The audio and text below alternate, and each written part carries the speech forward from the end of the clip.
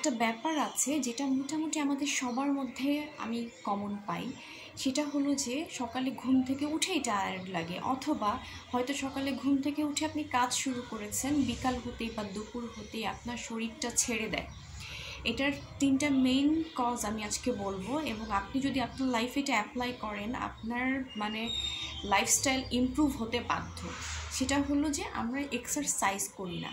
হ্যাঁ, সকালে ঘুম থেকে উঠে যদি আপনি আধা ঘন্টা বা 35 মিনিট হাঁটেন বা এক্সারসাইজ করেন, সেটা যোগা হতে পারে, সেটা হচ্ছে স্ট্রেচিং হতে পারে, সেটা কার্ডিও হতে পারে, সেটা ওয়েট ট্রেনিং হতে পারে, আমি বলবো সবগুলোর কম্বিনেশন। হ্যাঁ, 2 দিন বা একদিন করে সপ্তাহে 5 দিন এরকম করে যদি আপনি কম্বিনেশনটা রাখেন, সেক্ষেত্রে আপনি ইমিডিয়েটলি দেখবেন যে উইদিন 1 to 2 উইক আপনার হেলথের মধ্যে একটা চেঞ্জ চলে আসছে এবং আপনি এনার্জেটিক ফিল করছেন।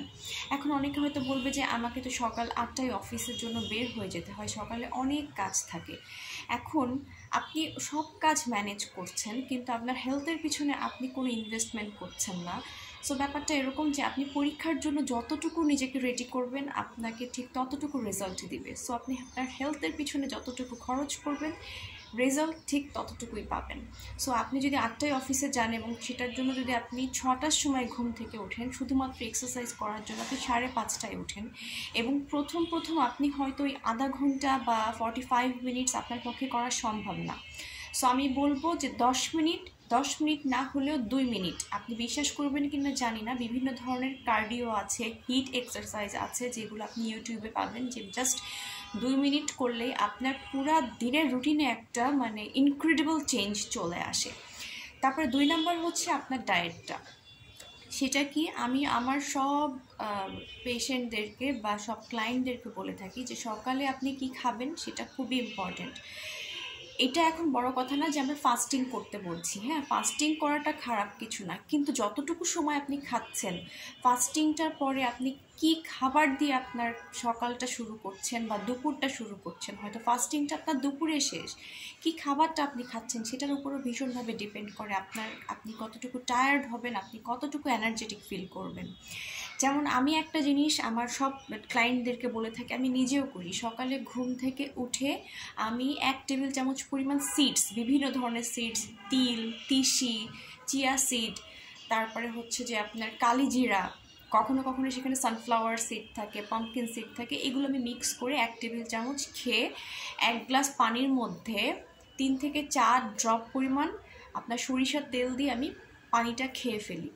তো এই যে আমি সরিষার তেল দিলাম, সেক্ষেত্রে যেটা হয় যে আমি সারাদিন এই তেলটার কারণে এনার্জেটিক ফিল করি, সিডসেও প্রচুর পরিমাণে ফ্যাট থাকে, এই জন্য আমার কখনো টায়ার্ড লাগে না। এবং কিছু কিছু ক্লায়েন্টের ক্ষেত্রে কিন্তু আমি এই পানির মধ্যে কিছুটা লবণ গুলে নিতে বলি, এবং আমি যখন দেখি যে না, যখন গরমটা বেশি থাকে, ঘামটা বেশি হচ্ছে, আমিও মাঝে মাঝে পিঙ্ক সল্ট বা আদার্স যে আমাদের বাসায় নর্মাল লবণটা থাকে সেটাই আমি গুলে খেয়ে ফেলি। 3 নাম্বার যে জিনিসটা সেটা হচ্ছে ঘুম। আপনাকে আপনার আপনার ঘুমটা ঠিক করতে হবে। আপনি 4 ঘন্টা ঘুমান কিন্তু সঠিক সময়ে ঘুমান, আপনি এনার্জেটিক ফিল করবেন।